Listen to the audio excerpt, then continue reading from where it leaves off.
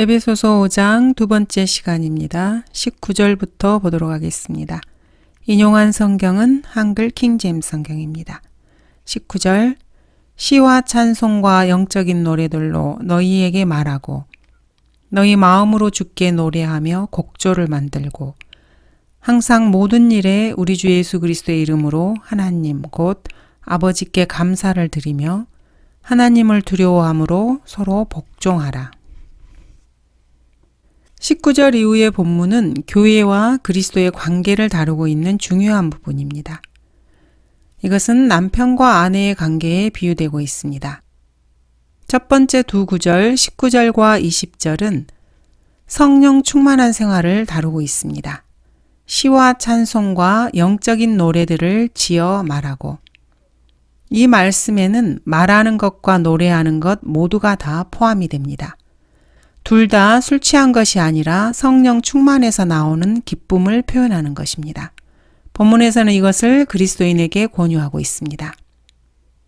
필립스 역본에서는 성령이 너의 혼을 자극하게 하라는 엉터리 번역을 해놓고 있습니다. 이런 것은 성령 충만과 전혀 상관이 없습니다. 캠벨주의자들은 교회 예배 시에 악기를 사용하지 않는 근거 구절로 80년 이상 이 구절을 사용하고 있습니다. 확대 역본에서는 본문에다가 악기를 집어넣었습니다. 예배 음악에서 사용되어진 음악 중에서 세 가지가 그리스도인의 음악으로 적합합니다. 첫 번째는 시입니다. 이것은 시의 형태로 편곡된 장로교회의 옛날 찬송가입니다. 주 예수님께서는 십자가에 달리시기 이전에 지상에서의 마지막 밤에 시편 하나를 부르셨습니다. 두 번째 찬송입니다. 이것들은 수십 년 동안 확정된 신성한 노래들을 모은 것입니다. 이것은 기독교 클래식 음악의 형태로 되어 있습니다. 세 번째 영적인 노래들. 이것들은 독창, 중창, 삼중창, 사중창의 형태이고 10년마다 새로워집니다. 내가 사모할 영원한 주님 등 바로 그러한 것들입니다. 영적인 노래들은 바하, 핸델, 하이든의 작품들이 대부분 포함됩니다. 이것은 클래식 음악을 많이 들은 사람들에게 분명하게 나타나는 현상입니다. 성경에서 처음으로 음악과 악기와 관련된 부분은 창세기 4장입니다. 라멕에게 두 아내가 있었는데 한 사람 아다가 야발을 낳았습니다. 그리고 그 아우의 이름은 유발인데 그는 하프와 오르간을 다루는 모든 자들의 조상이 되었다고 했습니다. 그리스도인의 노래와 멜로디는 입술이 아니라 마음에서 나오는 것입니다. 다른 모든 것처럼 주께 노래하는 것입니다. 소리 지르는 것, 자살 충동을 일으키는 것, 술에 취하고 향락에 빠지는 것, 마약, 재즈댄스, 살인, 섹스, 짧은 치마, 창녀 매춘 이런 모든 것들은 성령 충만한 생활에서 나온 것들이 아닙니다. 말할 필요도 없습니다. 그런데 현대의 소위 신세대들은 아프리카 섹스 음악을 자신들의 예배에 결합시킵니다. 그들은 또 다른 영으로 충만해져 있는 것입니다. 성경에서는 이 두 가지 영에 대해서 말씀하고 계십니다. 세상과 자아를 부인하지 않고는 주님을 온전히 사랑할 수 없습니다. 불의를 미워하지 않고는 진리를 사랑할 수 없습니다. 주님 십자가 밑에 나 쉬기 원하네. 이런 찬송을 부르는 사람이 이 광야 같은 세상에 늘 방황할 때 이렇게 말도 합니다. 내 주 대신 예수 참 사랑하고 이런 찬양을 부르는 사람은 계속해서 내 모든 죄 주께 다 고하라 이렇게 말을 합니다. 부정적인 요소가 없는 긍정적인 기독교는 사탄의 종교에 불과합니다. 항상 모든 일에 감사하라고 20절은 말하고 있습니다. 그리고 21절에서는 하나님을 두려워함으로 서로 복종하라고 말하고 있습니다. 예수의 사제들은 20절에 있는 하나님을 그리스도로 변개시켜버렸습니다. 로마 카톨릭식 성서를 만들어버린 것입니다. 22절 아내들아 너희는 너희 자신의 남편에게 복종하기를 주께 하듯 하라. 이는 남편이 아내의 머리됨이 그리스도께서 교회의 머리됨과 같음이라. 그는 몸의 구주시니라. 본문은 구원받은 남편과 구원받은 아내를 다루고 있는 구절입니다. 그렇지만 구원받지 않은 남자도 그 집에서는 동일한 권위를 가지고 있습니다. 남편은 가정을 좌지우지하면서 쥐고 흔듭니다. 그러나 현대에는 많은 가정들이 여자가 51%의 결정권을 행사하는데 합의하였습니다. 고대 전설에 따르면 성 베드로가 하늘의 문에 두 줄을 세웠는데 한 줄은 자신이 직접 가정을 경영한 남자들을 세운 줄이고 다른 한 줄은 여자가 대신 가정을 경영한 남자들을 세운 줄이었습니다. 자신이 직접 가정을 경영한 남자들을 세운 줄에는 한 명만이 서 있었고 나머지는 모두 반대편 줄에 서 있었습니다. 그때 성 베드로가 그에게 왜 여기에 서 있느냐고 묻자 그는 제 아내가 이쪽 줄에 서 있으라고 말했어요. 이렇게 대답했다고 합니다. 이 같은 이야기가 많이 있습니다. 남자가 가정의 머리지만 머리를 돌리는 것은 목이다. 이런 식의 말들이요. 세상을 움직이는 것은 남자지만 남자를 움직이는 것은 여자다. 가정의 머리가 표현한 견해가 항상 경영자의 견해는 아니다. 이런 이야기들이 많이 있습니다. 첫 번째는 공평한 것입니다. 모든 그리스도인들에게 서로 복종하라고 말씀하십니다. 그러나 남편과 아내의 상황을 다룰 때에는 첫 번째는 항상 여자에게 먼저 말씀하십니다. 창세기에서 아담과 이브가 범죄했을 때도 하나님께서는 이브에게 먼저 말씀하셨습니다. 아내들에게 먼저 말씀하십니다. 아내들아 너희는 너희 자신의 남편에게 복종하라. 그것이 주 안에서 합당한 것이라. 그렇게 해야 하는 이유는 디모데전서 2장 14절에 설명이 되어 있습니다. 왜냐하면은 아담이 속은 것이 아니라 여자가 속아서 범죄했기 때문입니다. 어떤 권위에 복종하는 것은 세상에서 가장 불쾌한 일 중에 하나입니다. 모든 종류의 권위를 거부하고 강제적이지 않은 한 복종하길 거부하는 것이 인간의 성품입니다. 심지어는 여자가 주관당하는 것을 원하는 그런 지점에서도 결정을 행한 데 따른 책임을 완화하기 위해서입니다. 미국 같은 경우에는 대학 캠퍼스에서 거듭나지 않은 흑인들이 야만적인 행위를 합니다. 이들을 주관하는 영이 있습니다. 전에는 너희가 그것들 가운데서 이 세상의 풍조를 따르고 공중권세의 통치자, 곧 지금 불순종의 자녀들 안에서 역사하는 영을 따라 행하였으니 그들 안에 역사하는 영이 있습니다. 그들 안에서 역사하는 영이 성경을 변개시키는 자들에게서도 동일하게 역사합니다. 대부분의 그리스도인들이 이러한 사실을 인식하지 못한다는 것은 불행한 일입니다. 현대의 많은 그리스도인들이 분별력 없는 삶을 살아가고 있기 때문입니다. 대부분의 그리스도인들은 성숙하지도 못하고 영적이지도 못하며 단단한 음식에 익숙하지도 못합니다. 단단한 음식은 장성한 사람들의 것이니 그들은 그 말씀을 사용함으로 감각들을 단련하여 선악을 분별하는 사람들이라. 세상과 모든 것들에 대해서 말씀을 사용해서 감각을 단련해 선악을 분별하는 그리스도인들, 그러한 사람들이 장성한 사람들입니다. 이렇게 세상의 영을 따라 사는 사람들은 하나님의 눈에는 욕심 많고 부도덕한 자들입니다. 음행하는 자나 더러운 자나 욕심 많은 자, 곧 우상 숭배자는 누구든지 하나님과 그리스도의 왕국에서 상속받을 것이 없느니라고 바울은 경고하고 있습니다. 부모의 권위를 무시하고 경찰이나 공권력에 대해서 반역하는 등 이렇게 그들 안에 역사하는 동일한 영이 성경을 변개시키는 자들 안에서도 동일하게 역사하고 있습니다.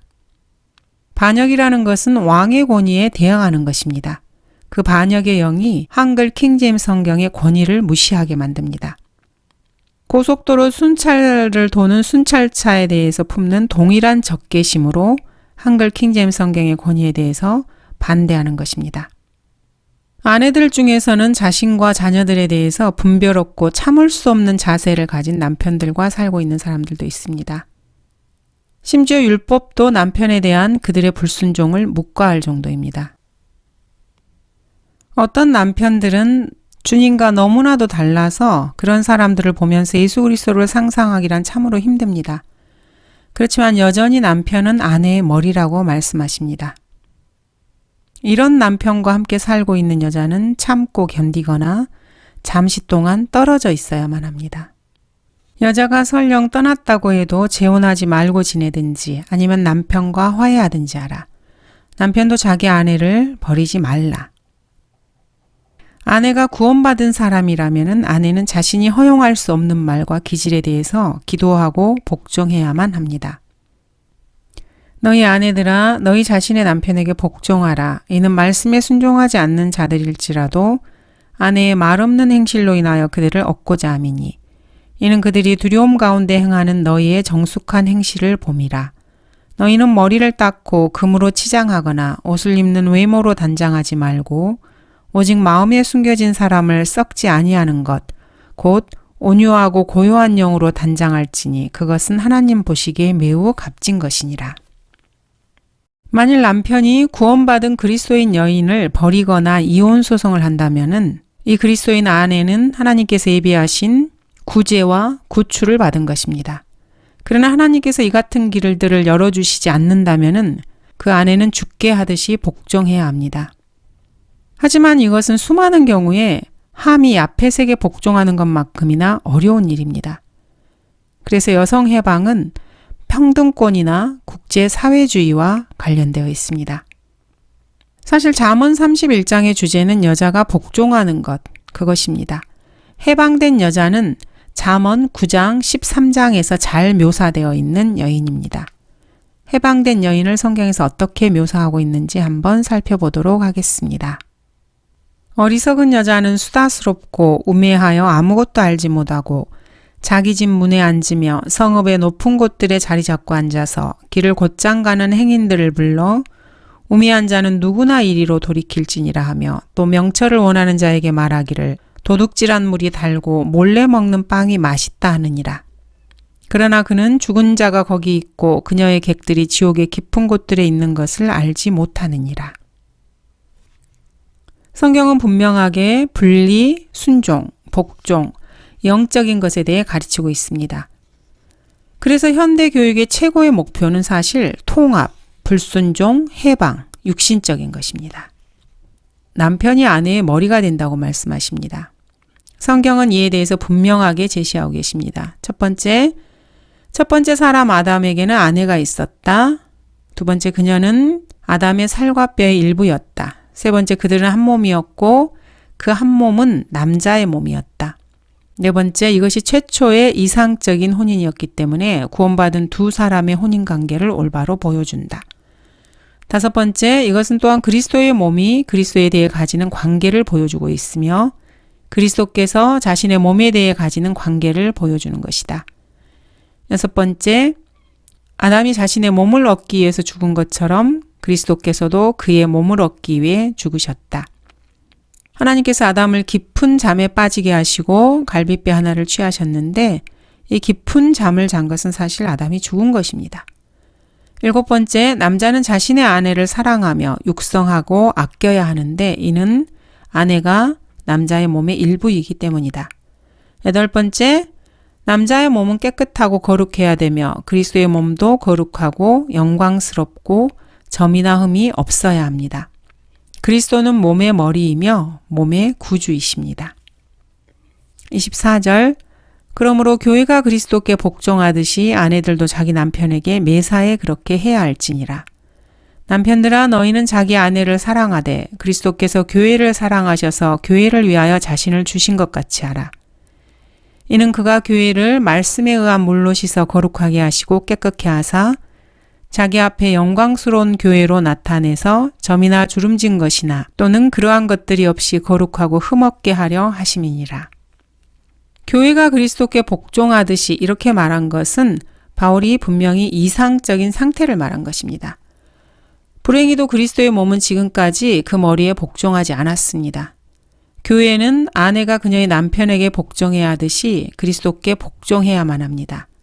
이스라엘은 그녀를 그녀의 남편으로부터 따로 떼어놓는 이혼 증서를 받았습니다. 내가 다시는 이스라엘 집에 자비를 베풀지 아니하고 그들을 완전히 제하여 버릴 것이라고 호세아서 1장에서 말씀하고 계십니다.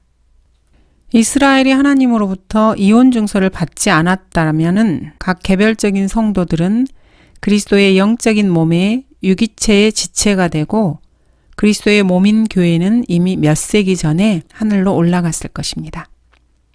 25절은 남편들아 너희는 자기 아내를 사랑하라고 이렇게 말씀하십니다.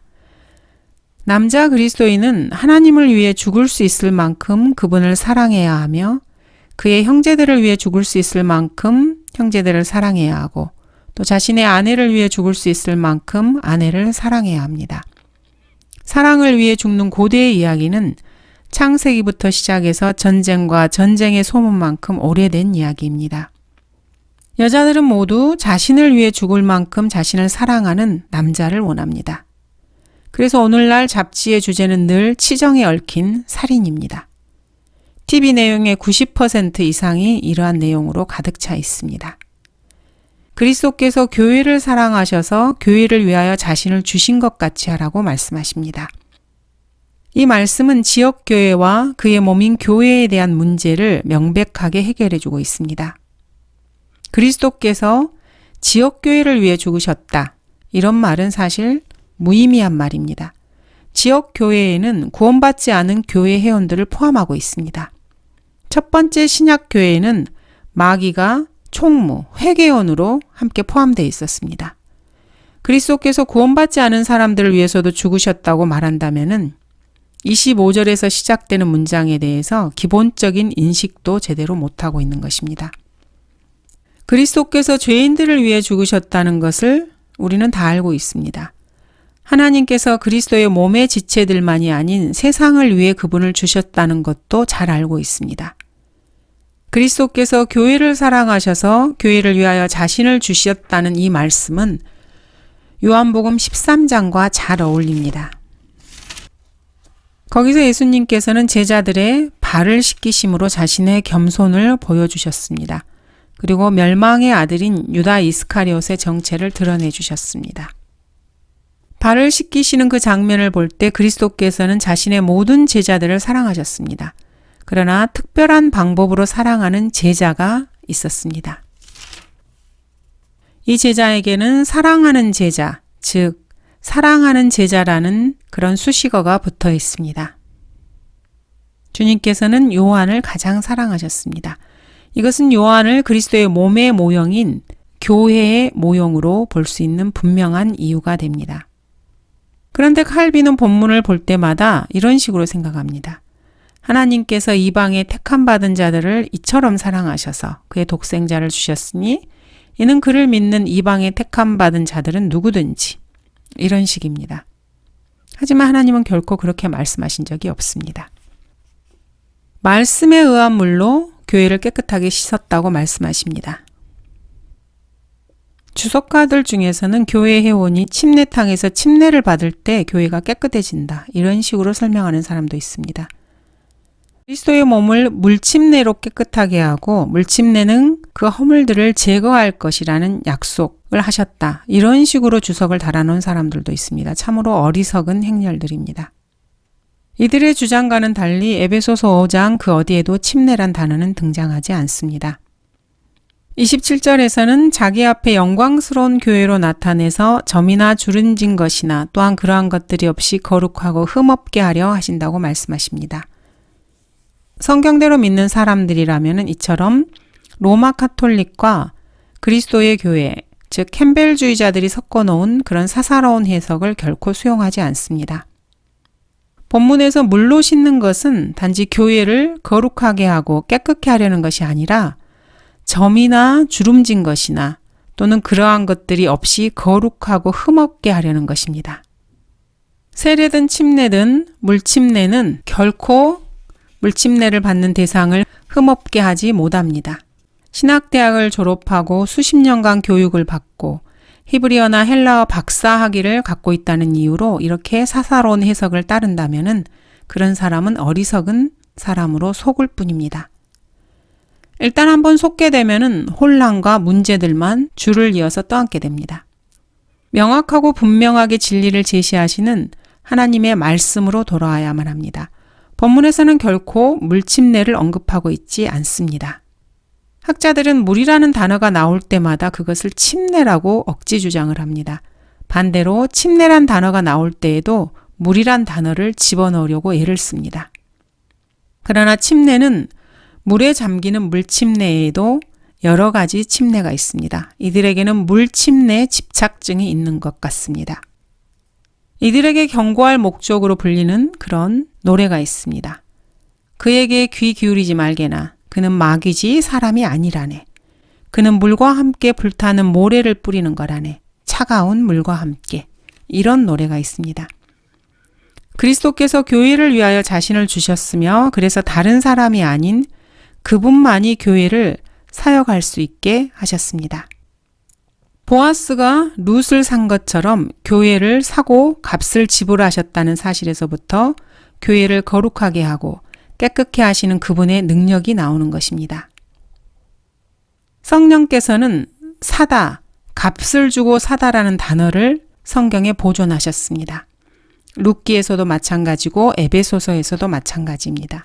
주 예수님께서는 지금 교회를 위해서 무엇인가를 하고 계십니다. 그래서 교회는 혼인식에서 자신을 나타낼 때 점없고 흠없이 될 것입니다. 예수님께서는 말씀에 의한 물로 씻고 계십니다. 요한복음 13장에서 제자들의 발을 씻겨주었을 때 본문의 의미를 분명하게 보여주고 있습니다. 그리스도인들은 그리스도의 심판석 때 다림질로 펴야 할 점이나 주름진 것이 아주 많을 것입니다. 점은 세상에서부터 온 것이고 그 역시 씻어서 없애야 하는 것입니다. 28, 29절입니다. 그러므로 남자들은 자기 아내를 자신의 몸처럼 사랑해야만 하리니 자기 아내를 사랑하는 사람은 자기 자신을 사랑하는 것이라. 사람마다 항상 자기 육신을 미워하지 않고 오히려 육성하고 아끼기를 주께서 교회에게 하신 같이 하나니 이는 우리가 그의 몸과 그의 살과 그의 뼈의 지체임이라. 본문은 아주 분명합니다. 아담과 이브는 사실 동일한 살과 뼈를 가졌습니다.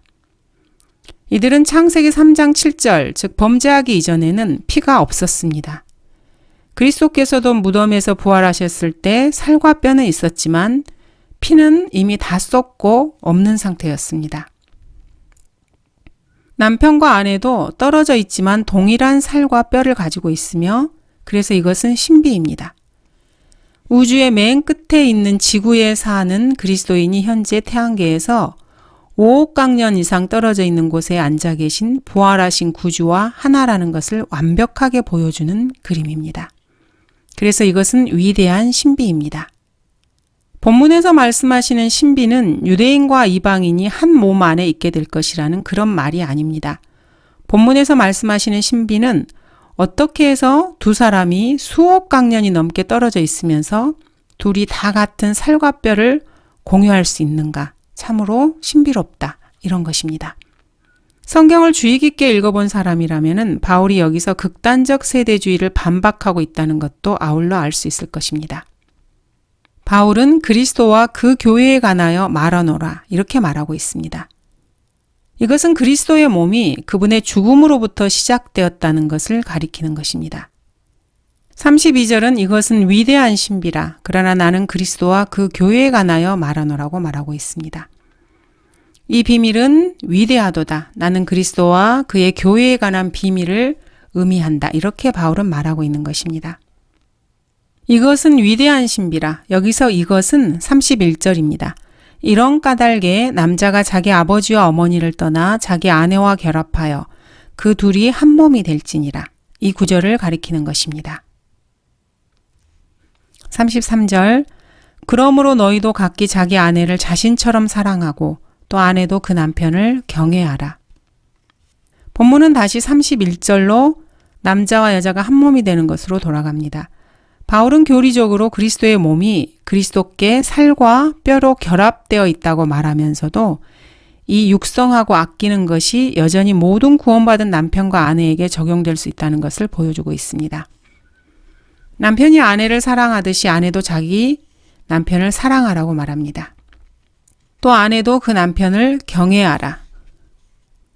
경외는 두려워함이 아닙니다. 여기서 두려워함, fear라는 단어를 쓰게 되면은 하나님께서 경고하신 남편과 아내의 관계와 반대가 됩니다. 주를 두려워함은 경외하는 신뢰가 아닙니다.